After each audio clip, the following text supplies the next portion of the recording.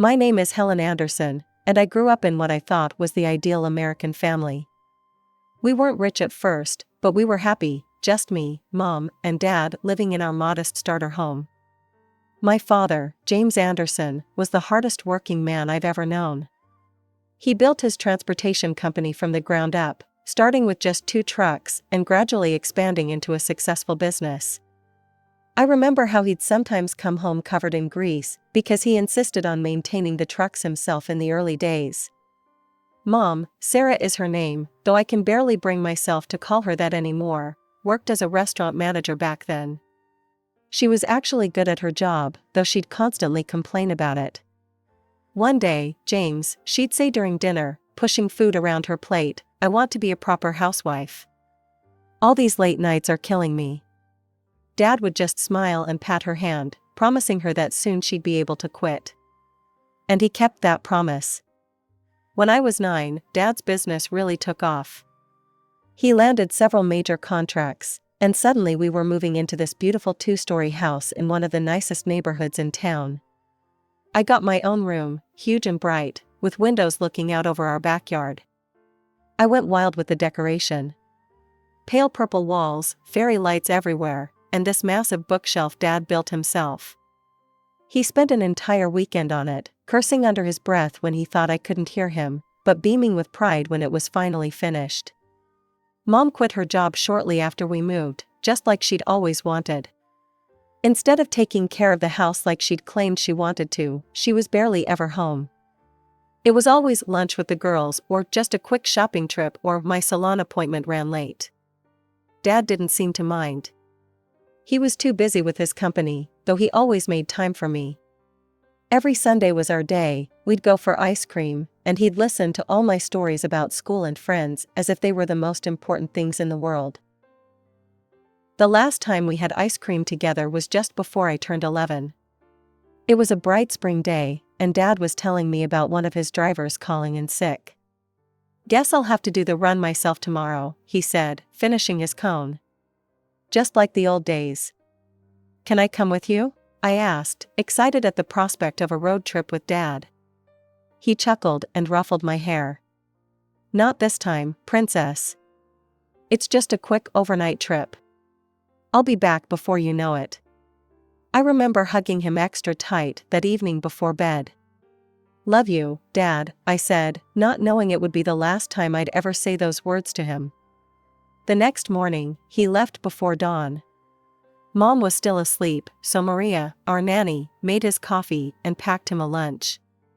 I heard him start his truck and pull out of the driveway. That was the last time I ever saw my father alive. The phone call came at 3:47 a.m. I know because I was awake, unable to sleep due to that strange feeling in my stomach. I heard Mom scream from her bedroom, followed by the sound of something breaking, probably her bedside lamp. The next few hours are a blur in my memory. Police officers in our living room. Maria holding me tight while Mom paced back and forth, talking on the phone. Words like massive collision and died instantly floating around me like dark butterflies. Dad's truck had collided with a semi that had jackknifed it across the highway. They said he didn't suffer, as if that was supposed to make it better somehow. But nothing made it better. Nothing could bring back my father. The funeral is mostly a haze in my mind. I remember staring at the closed casket, not really believing Dad was inside.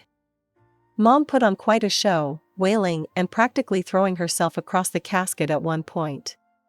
Looking back now, I realize how theatrical it all was, but at 11, I thought that's just how adults handled grief. It was at the funeral that I met Uncle Robert and Aunt Patricia for the first time. They looked so much like strangers, yet Uncle Robert had Dad's eyes, the same kind, crinkly corners when he tried to smile at me through his tears. "Helen," he said, kneeling down to my level. "I'm your father's brother. I'm so sorry we're meeting like this. Why haven't I met you before?" I remember asking, direct as only kids can be. A shadow crossed his face. "Your father and we had a disagreement many years ago. But none of that matters now. I had to come say goodbye to my little brother." After the funeral, Mom's grief evaporated like morning dew. Within weeks, she was meeting with Dad's lawyers, taking control of his company, and acting like she knew the first thing about running a transportation business. She started throwing around terms like restructuring and modernization, but it was obvious she was just making things up as she went along. I spent most of my time with Maria, who would shake her head sadly whenever Mom came home with shopping bags from expensive stores. "Your mother's spending money like water," Maria muttered one day while making my lunch. "Those poor drivers haven't been paid properly in weeks." She was right. Dad's employees started quitting one by one. These were men and women who'd worked for him for years, some since the beginning. I remembered their names, their faces, how they used to bring me little presents from their routes. Now they were leaving, unable to feed their families on promises and excuses. 6 months after Dad's death, Mom sold what was left of his company for a fraction of what it had been worth. She acted like she'd made some brilliant business decision, but everyone knew the truth: she'd run Dad's life's work into the ground. After the sale of Dad's company, Mom was rarely home, always out somewhere, and I spent most of my time with Maria. She'd started teaching me Spanish, saying it would come in handy someday. I spent a lot of time at the library after school.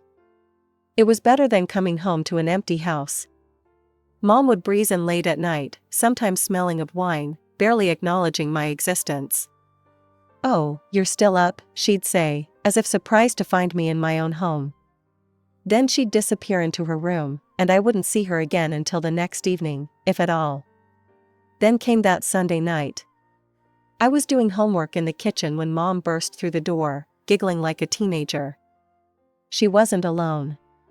"Helen, sweetie," she called out, her voice thick with fake enthusiasm. "Come meet Richard." Richard was tall and wore an expensive suit that somehow still looked cheap. His smile didn't reach his eyes when he looked at me. "Helen," Mom said, clutching Richard's arm like a lifeline, "Richard and I got married last weekend. He's your new father. We're going to be a proper family again." "I already had a proper family," I said, my voice shaking. "I already have a father." Richard's fake smile disappeared. "Listen here, young lady," he said, his voice stern. "Your mother and I are married now. You need to accept that and show some respect." "You're not my father," I spat back. "You'll never be my father." "See what I mean?" Richard turned to Mom. "Difficult child. Needs discipline." But Richard moving in was just the beginning. Within a week, his mother Gloria, his sister Janet, and his 12-year-old niece Madison had all moved in too. They took over the house like an invading army, rearranging furniture and changing the decor Mom and Dad had picked out together. Mom didn't seem to mind. She and Janet became instant best friends, spending hours shopping and gossiping. Gloria took over the kitchen, complaining about Maria's cooking until Mom fired her. I lost the only person who still cared about me in that house. Then came the final blow. I came home from school one day to find Madison in my room that Dad had built the bookshelf in, my room with the purple walls and fairy lights. "What are you doing?" I demanded. "Aunt Sarah said I could have this room," Madison smirked. "It's bigger than the guest room, and I need space for all my things." "Get out," I screamed. "This is my room." "Not anymore," she taunted, throwing my books off the shelves. "Your mom says you're moving to the small room down the hall." I lost it. I lunged at Madison, and we both went down in a tangle of arms and legs. I pulled her hair while she scratched at my face, both of us screaming. Richard and Mom ran in, pulling us apart. "Helen," Mom shrieked. "How dare you? Go to your new room right now." "No. This is my room. Dad gave it to me." Richard grabbed my arm roughly. "Your father is dead," he snarled. "This is my house now, and you'll do as you're told." They locked me in the small guest room for 2 days, only letting me out for school and bathroom breaks. My books and things were piled in boxes in the corner. Dad's bookshelf was thrown out with the trash. Through the wall, I could hear Madison playing music in my old room, and Mom laughing with Janet downstairs like nothing was wrong. A few weeks after the room incident, I was heading to the bathroom late at night when I heard voices from downstairs. I crept to the top of the stairs, staying in the shadows. "The girl is becoming more difficult every day," Richard was saying. "She's disrupting our family harmony. Have you considered finding her another home?" My heart stopped. "Another home? You mean adoption?" Mom asked, and my blood ran cold at how thoughtful she sounded. "I suppose that could work. She's still young enough." "It would be better for everyone," Janet added. "Madison's afraid of her after that attack, and honestly, she doesn't fit in here anymore." I ran back to my room, buried my face in my pillow, and told myself they couldn't mean it. Mom wouldn't give me away. She couldn't. I pushed the conversation to the back of my mind, convincing myself it was just talk. 2 months later, my 13th birthday arrived. I wasn't expecting much. My birthdays hadn't been celebrated since Dad died. But to my surprise, Uncle Robert and Aunt Patricia showed up at the door. "Happy birthday, Helen," Uncle Robert said, hugging me tight. His eyes narrowed when Richard walked past, ignoring us completely. Mom had thrown together a hasty dinner, probably embarrassed that Dad's brother might judge her. The tension around the table was thick enough to cut with a knife. Then Mom cleared her throat. "Actually, Robert, Patricia, I'm glad you're here.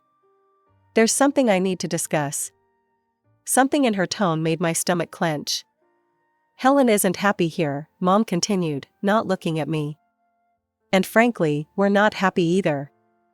She doesn't fit in with our new family dynamic.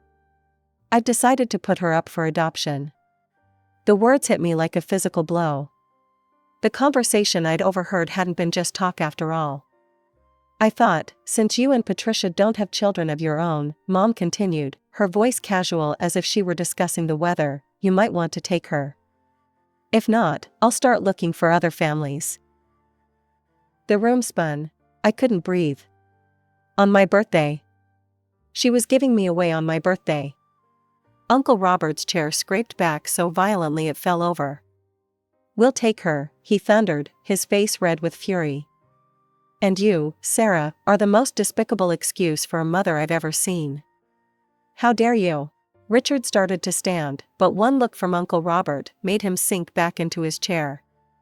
"Patricia," Uncle Robert said, his voice gentler, "help Helen pack her things. We're leaving now." Aunt Patricia wrapped an arm around my shaking shoulders and led me upstairs. We packed quickly, throwing my clothes and few remaining possessions into bags. I was crying so hard I could barely see. "It's going to be okay, sweetheart," Aunt Patricia kept whispering. "We've got you now." I walked out of that house without looking back at Mom. She didn't try to stop me, didn't try to say goodbye. The last thing I heard as Uncle Robert closed the car door was Madison asking if she could have my new room too. The transition wasn't easy at first. I'd wake up in my new room at Uncle Robert and Aunt Patricia's house, momentarily confused about where I was. But then I'd smell Aunt Patricia's coffee and bacon wafting up from the kitchen, and remember that I was home, my real home. The adoption process moved quickly. Mom signed away her rights without hesitation, which hurt at the time but eventually felt like a blessing. Uncle Robert and Aunt Patricia became Mom and Dad on paper, making official what was already true in my heart. "Helen," Uncle Robert said one morning over breakfast, "we enrolled you in Riverside Prep. It's a better school than your old one, and we think you'll like it there." I did like it there. Without the constant stress of my old home life, I started doing better in classes. My teachers noticed, and so did my new parents. They came to everything, every school play, every academic awards ceremony, every parent-teacher conference. When I joined the debate club, they sat through every competition, beaming with pride even when I lost. They encouraged me to try new things. Piano lessons, summer science camps, volunteering at the local animal shelter, they supported it all. Not just with money, but with genuine interest and involvement.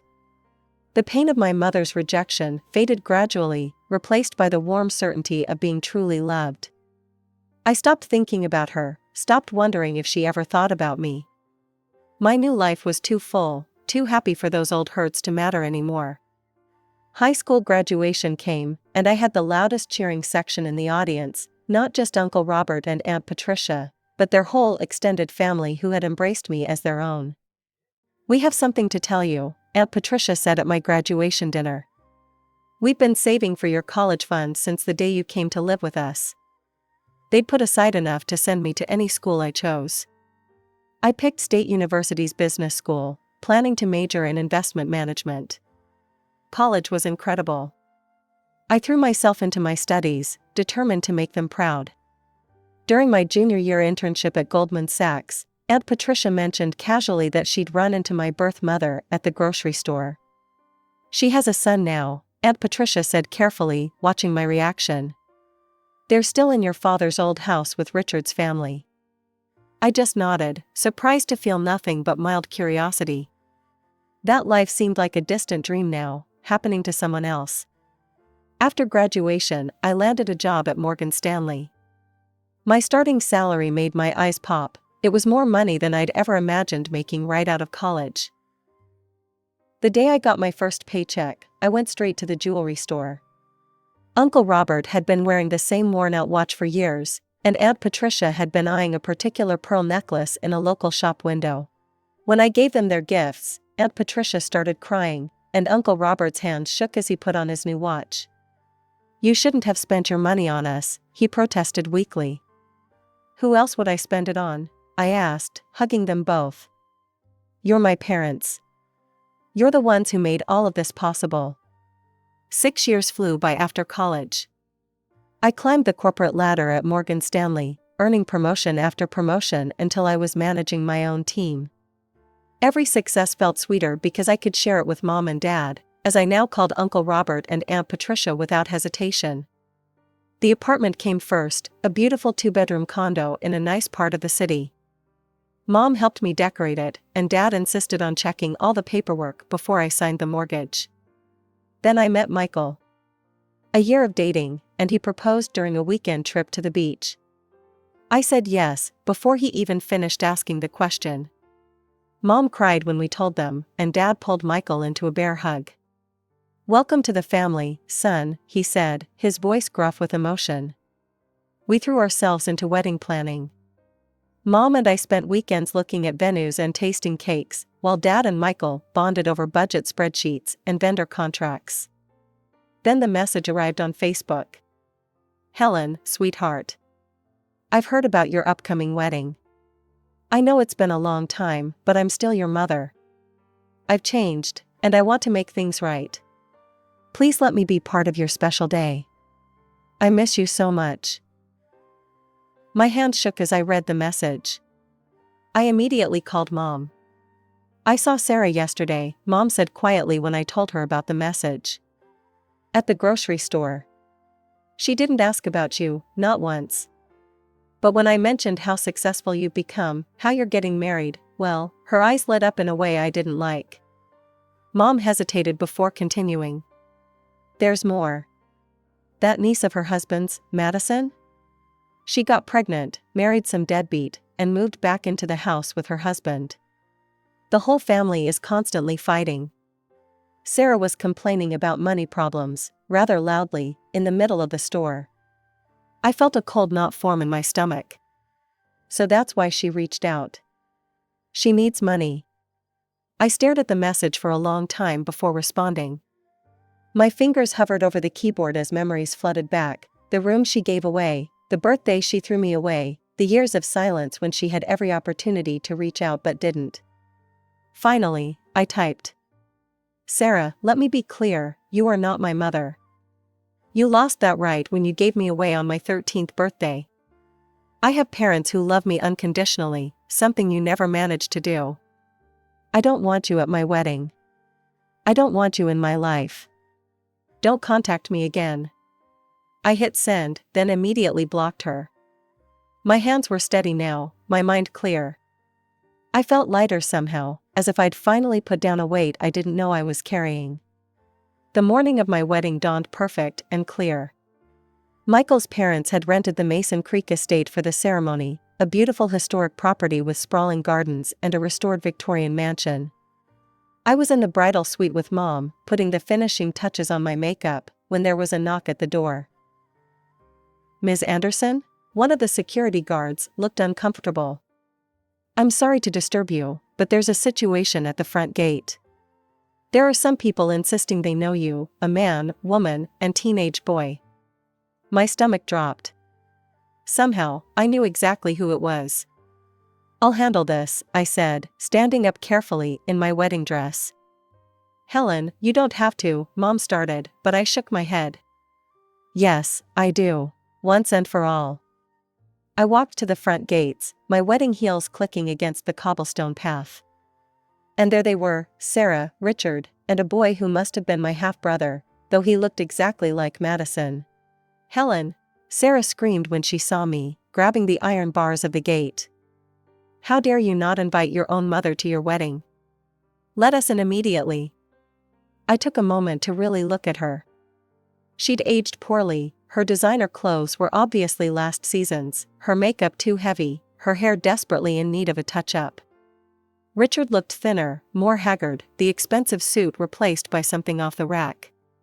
"Richard should be the one walking you down the aisle," Sarah continued, her voice shrill. "He's your father." That made me laugh, a genuine, hearty laugh that echoed across the courtyard. "My father? The man who locked me in a room for 2 days? The man who helped you throw away your own daughter?" "We're family," Sarah's voice cracked. "You can't just pretend we don't exist. Look at how you're living, this fancy wedding, your big job, your expensive clothes. Meanwhile, we can barely make ends meet. We're drowning in debt, and you're here playing princess." Ah, there it was. The real reason for this dramatic appearance. "I'm not playing at anything," I said coldly. "I worked for everything I have. And let's be clear, you're not my family. You gave up that right years ago. My parents are inside that house. They're the ones who raised me, supported me, loved me unconditionally. You need our help." Sarah was practically foaming at the mouth now. "After everything we did for you." "Everything you did for me?" I cut her off. "You mean throwing me away like garbage? Taking away my room, my home, my childhood? That's what you did for me." I turned to the security guards. "These people are strangers who are trespassing. Please remove them from the property. They are not welcome here." "You can't do this," Sarah screamed as the guards moved forward. "I'm your mother." "No," I said firmly. "You're just the woman who gave birth to me. There's a difference." I turned my back on her continued screams and walked away, my head held high. When I returned to the bridal suite, Mom was waiting with a worried expression. "Are you okay, sweetheart?" I took a deep breath and smiled. "You know what? I've never been better. That chapter of my life is finally, completely closed." There was a knock at the door, and Dad poked his head in. "Ready, princess?" I looked in the mirror one last time, adjusting my veil. The woman looking back at me wasn't that scared 13-year-old girl anymore. I was strong, successful, and loved, truly loved. "I'm ready," I said, taking Dad's arm. The wedding march began to play as we approached the garden ceremony. I could see Michael waiting at the altar, beaming at me with tears in his eyes. Our guest stood, turning to watch as Dad walked me down the aisle. This was how it should be, the man who taught me to drive, who helped me with my college applications, who showed me what a father's love really means, was the one giving me away. The ceremony was perfect. Michael and I exchanged our vows under a blue sky, surrounded by flowers and the people who truly loved us. When he kissed me for the first time as my husband, our guests erupted in cheers. The reception lasted well into the night. Dad gave a touching speech that had everyone crying, then made everyone laugh with embarrassing stories from my college years. Mom danced with Michael while I danced with Dad, and I couldn't stop smiling. That was 6 months ago. Michael and I just got back from our honeymoon in Greece, and life has settled into a wonderful new normal. Sometimes people ask me about my real parents, and I tell them truthfully that my real parents are the ones who chose me, who loved me, who shaped me into the person I am today. I don't know what happened to Sarah and her family after the wedding, and honestly, I don't care. I heard through the grapevine that they had to sell Dad's old house, but that's not my concern anymore. That part of my life is over. My story isn't about being abandoned or betrayed. It's about finding your real family, the people who love you not because they have to, but because they want to. It's about choosing happiness over bitterness, forgiveness over anger, and moving forward instead of looking back. I'm Helen Anderson Mitchell now, and I couldn't be happier with the way things turned out. Every morning, I wake up next to a man who loves me completely, and every Sunday, we have dinner with the parents who chose me and never let me go.